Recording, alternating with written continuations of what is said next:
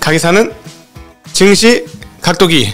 안녕하십니까. 증시각도기 TV 시청자 여러분, 투자자 여러분, 그리고 독일말 여러분, 청취자 여러분. 3월 8일 화요일 아침이 밝았습니다. 이게 웬일이야. 미국은 거의 블랙 먼데이 수준으로 마감이 되었습니다. 이쯤에서 마무리되기를 바라는데요. 제가 혼동스러운 거 보니까 어제 저녁부터 이거 목미? 뭐 이랬어요. 너무 정신없는 거 보니까, 제가 조금 힘들면은 이제 거의 끝판이다. 많이 그랬습니다. 자주. 보통은 잘 안 힘든데, 이거 뭐야? 하고 이해 안 되고 혼동에 좀 빠졌어요. 왜냐면 니켈 가격이 어제 제가 연합인포맥스 월요일날 저녁 방송을 하는데, 이건 뭐지? 뭐 이런 상황으로, 계속 됐는데, 3만에서 시작했거든요. 근데 3만 달러도 초폭등했었습니다. 전일.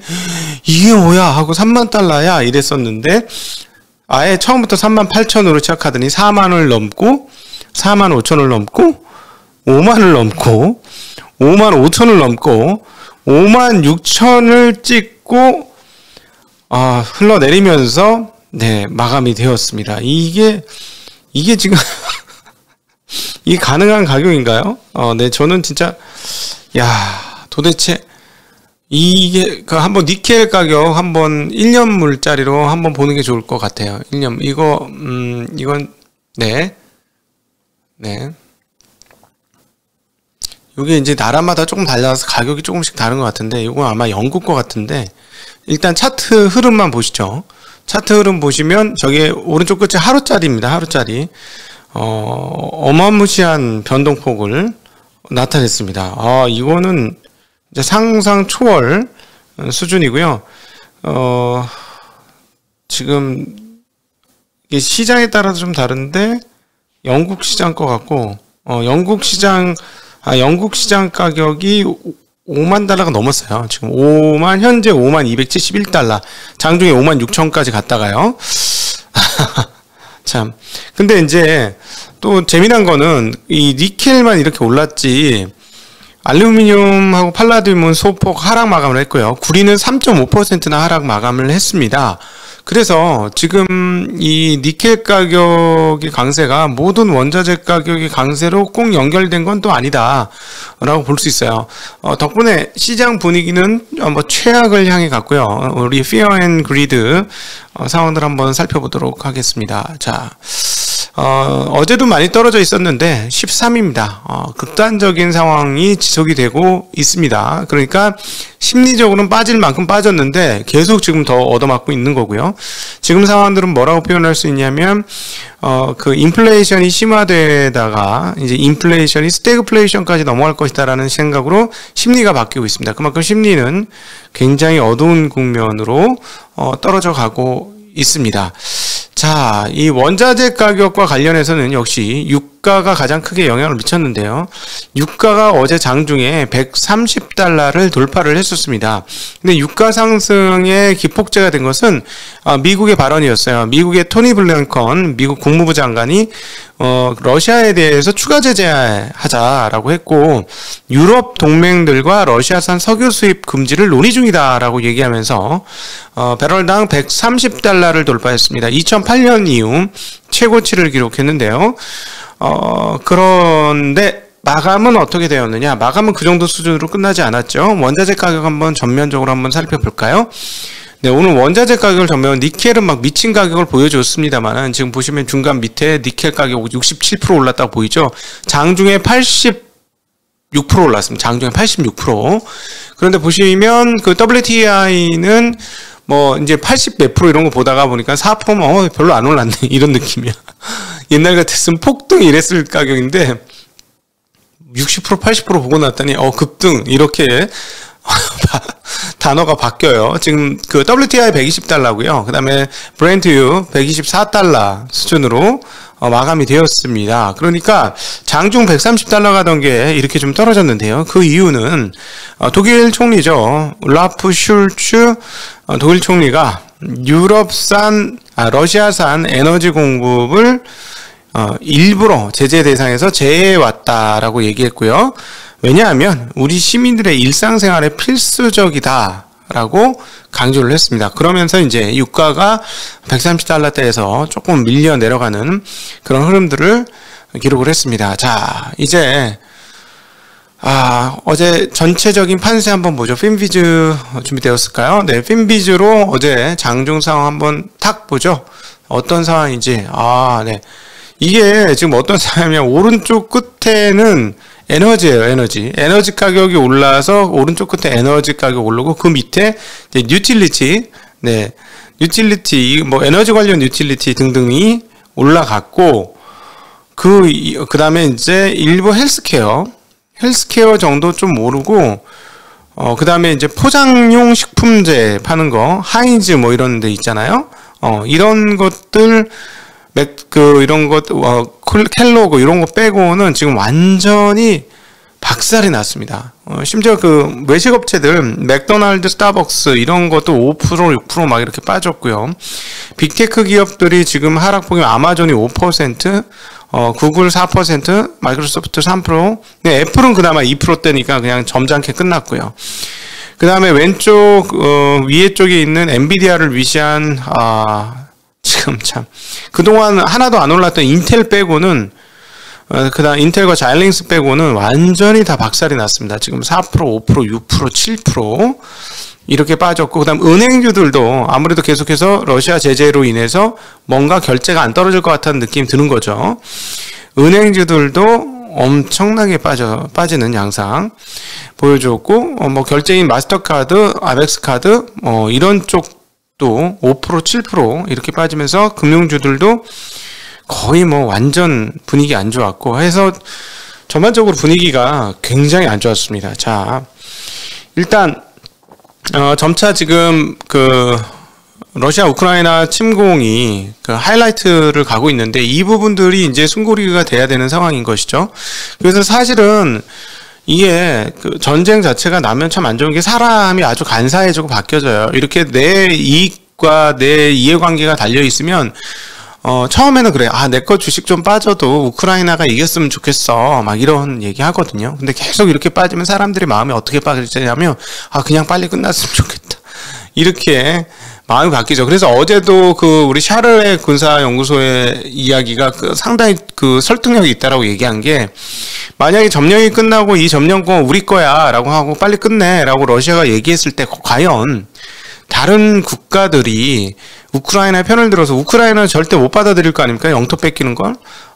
그러니까 우리는 우크라이나의 영토를 회복하기 위해 같이 싸우겠다라고 얘기할 수 있는 나라들이 과연 얼마나 될까 하는 생각을 할 수밖에 없는 거죠. 그래서 결국은 이렇게 전쟁은 이게 결국 좋을 수가 없어요. 그래서 지금 그럼에도 불구하고 전쟁 판세가 지금 어떻게 되는지 보고 샤를님께서 하신 이야기를 근거로 어떻게 판세가 이어지는지 우리도 한번 보죠. 현재 점령지 상황들을 레페킹님이 올려주었습니다. 자, 빨간색이 러시아가 지금 진출하고 일부 점령을 한 부근인데요.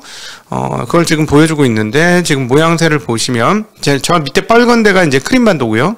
네, 크림반도고, 그 위쪽으로 이번에 점령된 헤르손이 있죠. 그리고 지금 오른쪽 밑에 얇게 있는 게 마리오폴입니다. 이 마리오폴이 지금 포위가 됐다고 하는데, 이게 완전히 점령으로 끝나게 되면은, 지금 보시면, 오른쪽 러시아하고 연결이 되죠. 도네츠 지방과 루안스크 이쪽 지방까지 해서 러시아의 점령 지역이 커지면서 육로로 연결이 되는 그런 상황이 오게 되죠. 네, 육로로 오는 그런 상황들 펼쳐지게 됩니다. 네. 그러니까 이것이 완성되면 러시아의 군사 목표는 소기의 목적을 달성한 것일 수 있겠다라는 이야기는 설득력 있는 이야기가 될 것이고, 그때 이제 휴전협정이라든가 이런 것들이 본격화되지 않겠는가라는 생각이 뻔히 드는 상황이고, 우크라이나의 현재 결기로 봐서는 과연 영토를 포기할 수 있을 것인가. 그런데 그 부분에 대해서 그러면 다른 정부들과 다른 국가들은 우크라이나 정부를 지금처럼 편들어줄 수 있을 것인가 하는 기묘한 상황들로 한 2주, 3주 후에는 전개될 가능성이 있어 보이는 그런 모양새를 현재 우리가 현재 전쟁 그 지도를 통해서 느낄 수 있는 대목이 되겠습니다. 네. 자, 그런데 저는 오늘 니켈 가격이 이렇게 올라가면서 다른 생각이 들더라고요. 니켈 가격이 이렇게 미친 듯이 올라가자 2차 전지 어떡하지? 하는 생각이 저는 들었어요. 리비안이 오늘 リビアン 10.5% 폭락을 했고, 그나마 루시드는 괜찮았어요. 루시드는 2.3% 올랐는데 리비안이 지금 떨어진 이유는 추가적으로 하나 더 있습니다. 얘네가 이제 이렇게 원자재 가격이 조금 올라가다 보니까 기존에 계약한 사람들한테조차 가격을 좀 올려서 받아야 되겠어요. 가격 좀 바꿔주세요. 이렇게 된 거예요. 그런데 이제 아시다시피 테슬라는 1년 전에 계약하면 그 계약한 가격으로 공급을 해주잖아요. 근데 얘네가 그 가격을 바꾸다 보니까 지금 난리가 났었던 거죠. 그래서 최근에 리비안이 루시드보다도 훨씬 더 많이 빠지는 양상을 보여줬는데, 그리고 이제 일단 되돌리기로 했어요. 아니다. 이제 계약한 사람들은 그냥 가격이 주겠다고 했는데, 일단 분위기가 어떤 거냐면은 그렇게 했습니다만 신뢰도가 조금 떨어진 듯한 그런 분위기라서 아주 직격탄을 좀 많이 받았고요. 빅테크 기업에 비해서 테슬라의 주가는 4% 정도 수준의 하락이니까 이거는 오늘 같은 날 4%면 그냥 괜찮지, 이런 분위기로. 참나. 네. 4%를 괜찮지라고 하다니. 네, 이런 상황으로 넘어가는데, 2차 전지 가격에 대한 좀 걱정은 있습니다. 지금, 뭐냐면, 잘 아시다시피 우리가 지금 양극재로 쓰는 게 NCM, NCA죠. 니켈, 코발트, 망간, 니켈, 코발트, 알루미늄, 이것들을 많이 쓰고, 비율은 이제 811까지 쓰기 시작했죠. 811이면 양극재 중에 80%는 니켈, 망간, 알루미늄, 망간, 코발트, 알루미늄, 코발트, 망간은 10%씩 쓴다는 게 811이라는 개념 아닙니까? 근데 작년도에 어떤 일이 벌어졌냐면, 2010몇 년도 그 이후로 계속해서 2차 전지 가격이 떨어졌어요. 2차 전지 가격이 계속해서 떨어지면서, 킬로와트 아워당 지금 143달러 이런 얘기 나왔죠. 그리고 제가 알고 있기로는 테슬라는 이것보다 조금 더 낮은 가격 130달러 정도 내외 수준으로 공급을 받고 있는 것으로 알고 있습니다. 그런데 아시다시피 전기차에서 2차 전지 배터리의 가격 비중이 30에서 40% 사이 즈음이라고 지금 대체적으로 보도가 나오고 있어요. 왜냐하면 정확한 원가는 회사들이 알고, 회사들이 2차 전지를 발주를 내는 양에 따라서 또 원가가 달라지는 거기 때문에 정확하진 않습니다만 대략 30에서 40% 정도 수준으로 전지 가격이 들어가는데, 그러니까 제일 크죠. 거의 압도적이죠. 그러니까 전지 가격이 올라가면 어떻게 된다? 당연히 차량값이 올라간다. 자, 킬로와트아워당 140달러라고 치죠. 140달러라고 치고, 좀 큰 차는 100kWh를 실잖아요. 그럼 얼마예요? 그러면 14,000달러 정도가 되는 거고, 그거보다 한 보통 70kW, 50kW 사이를 넣잖아요.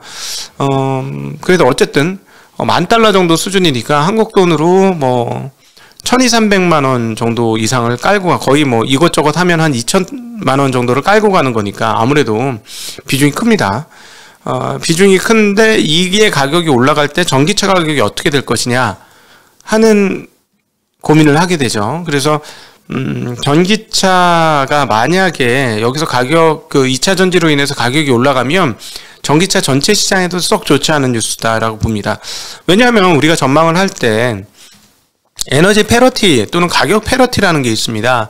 즉 내연기관하고 비교를 했을 때 2차 전지 전기차의 가격이 어느 정도가 되면 전기차가 내연기관보다 비싸지 않은 가격이 되면서 사람들이 본격적으로 매수를 하는 시점이 올 것이냐. 마치 대형 텔레비전이 가격이 200만 원 이하로 언제 떨어지느냐고 비슷해요. 그러니까 대형 텔레비전이 500만 원 할 땐 사람들 손이 안 가요. 근데 예를 들어서 200만 원 언더로 떨어지면서 150만 원, 180만 원 이런 정도 되면 이제 사람들이 막 사기 시작하면서 빵 물량이 늘잖아요.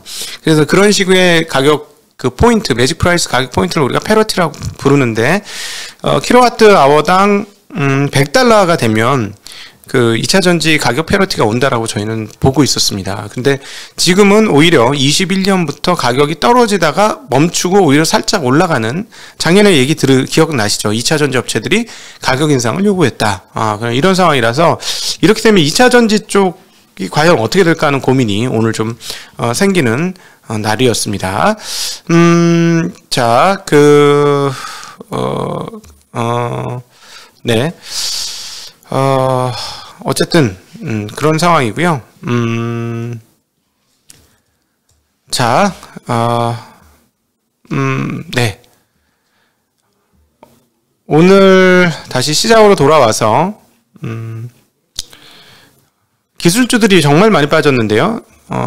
나스닥이 오늘 추가로 하락을 하면서 고점 대비 약 21% 가까이 빠졌습니다. 그래서 이게 이제 본격적으로 침체장이 시작된다라고 하는 그런 기점인데, 정말 침체장으로 빠져 넘어가는 건지 아니면 여기서 반등을 하게 될지 조금 지켜봐야 되는 상황입니다. 반도체 주식들의 하락은 아무래도 원자재 수급에 대한 우려도 같이 작용을 하고 있다라고 보셔야 될 것 같고요. 그 다음 기술주들과 미국 주식 시장의 하락은 앞서 모두에서 잠깐 말씀을 드렸습니다만 인플레이션에 의해서 지금 충격을 받았는데, 이 인플레이션이 스태그플레이션으로 넘어갈 거라고 생각하기 때문에 그렇다는 것이죠. 왜 그렇습니까? 인플레이션이 심해지면 금리 인상을 세게 할 것이고, 금리 인상을 세게 하면 금리 인상에 대한 부담으로 인해서 경기가 하락할 것이다. 그래서 경기가 빠지면서 경기 악화되고 고용도 안 창출되고 뭐 등등등 되면서 이제 금리는 올라가서 경기는 하락하는 금융시장의 최악의 국면들이 벌어질 것이다 라는 얘기를 하게 되는 상황인 것이죠. 지금 상황들이. 그래서 많은 사람들이 그런 것들을 걱정을 하는데, 제가 보기에는 그것까지는 아직은 좀 아닌 것 같고, 원자재가 급등으로 인해서 이것도 결국은 전쟁의 상황들에 따라서 좀 바뀔 수 있으니까 이건 조금 더 지켜봐야 될 것 같습니다. 예를 들어 3주 후에 전쟁의 양상이 달라져서 이런 그 원자재 가격 급등사가 약화되면 인플레이션에 대한 생각도 약화되는 거니까 그거는 조금 지켜보면서 확인을 하시는 게 맞을 걸로 보여집니다. 어찌되었건 현재 상황들은 유럽존에서 발생을 했던 한 일이기 때문에 유로화 가치가 급락을 하고 있습니다. 그래서 현재 유로화 가치는 1.085를 기록을 하고 있습니다. 그래서 전문가들은 지금 유로화와 달러가 1대1까지 붙을 것이다 라고 생각을 하고 있고요. 달러 지수는 99.25로 강세를 보여주고 있고, 원화는 1232원 약세, 그리고 위안화는 뭐 약세가 별로 크지는 않습니다. 6.316을 기록을 하고 있습니다. 자, 고용 추세가 좀 나왔는데요. 2월 고용 추세 지수가 119.18을 기록을 했습니다. 1월이 118이었는데요. 1월 118보다 조금 더 올라간 고용 추세 좋다라는 상황 확인할 수 있겠고요. 1월 소비자 신용은 1월에 연율 1.9% 68억 달러 증가를 했다고 합니다. 소비자 신용은 부동산 대출을 제외한 것인데요. 68억 달러 증가하고 예상치는 230억 달러 증가했는데, 예상치보다 소비자 신용이 늘지는 않았다라는 것이고요. 재미난 기업 뉴스, 라이언 코엔 게임스톱 회장이 배드베스 비욘드의 지분을 9.8%가량 보호했다는 뉴스가 떴습니다. 그러면서 배드베스 비욘드가 주가 무려 34%나 폭등하는 그런 흐름들 보여주었습니다. 자, 연준 인사 발언까지 한번 하고 정리하도록 하죠. 연준 찰스 에번스 총리, 시카고 총재죠. 이분은 비둘기파입니다. 비둘기파인데 뭐라고 말씀을 하셨냐면, 소기업들이 아주 다양한 비즈니스 모델상에서 어려움을 겪게 될 것이다 라고 이야기했습니다. 왜냐하면 물가가 많이 올라가고 있고 임금이 큰 폭으로 상승하고 있기 때문에 소기업들이 어려움을 겪을 것이다 라고 얘기하면서, 임금이 오르고 있고 임대료가 오르고 있으며 휘발유 가격도 오른다, 마진이 크게 줄어드는 기업들이 많다라고 얘기했고, 이렇게 된다면 그들이 정말로 그 상황에서 생존할 수 있을 것이냐라고 얘기했고, 그렇기 때문에 우리는 더 강력하게 인플레이션에 대응할 수 있는 위치에 있도록 하기 위해 올해 말까지 통화정책을 확실히 더 중립적인 수준으로 이동시킬 필요가 있다라고 얘기했습니다. 비둘기파인 분이 이렇게까지 얘기를 하면 올해 연말 미국 금리는 1.25% 또는 그 이상까지도 갈 가능성이 있다. 왜냐하면 우리가 계속 얘기했지만 중립금리는 어느 정도? 중립금리는 원래 옛날에는 3%였는데 지금은 뭐 금리 상황들을 보건대 한 2.5% 정도 볼 수 있으니 어찌되었건 2.5%를 향해서 금리의 방향성이 잡힐 것이다 라고 볼 수가 있겠습니다. 이런 것들을 통해서 지금 스태그플레이션 얘기가 오늘부터 굉장히 많이 나올 건데 제가 보기에는 그거는 진짜 그 상황 좀 보고 얘기를 해야 될 것 같고요. 그냥 스태그플레이션 그냥 얘기하는 거는 아직까지는 조금 아닌 것 같습니다. 아직까지는 조금 아닌 것 같고 지정학적 그 위기로 인해서 단기적으로 급등한 원자재 가격이 앞으로 고정화될 거라고 얘기하기에는 조금 애매하기 때문에 그거는 조금 시간을 두고 보는 게 맞지 않을까 싶습니다. 자, 이제 여러분들의 근심과 걱정들이 많을 것 같은데 여러분들하고의 대화의 시간으로 지금 넘어가도록 하겠습니다. 오늘도 긴 시간 함께 해주셔서 진심으로 감사합니다. 안녕.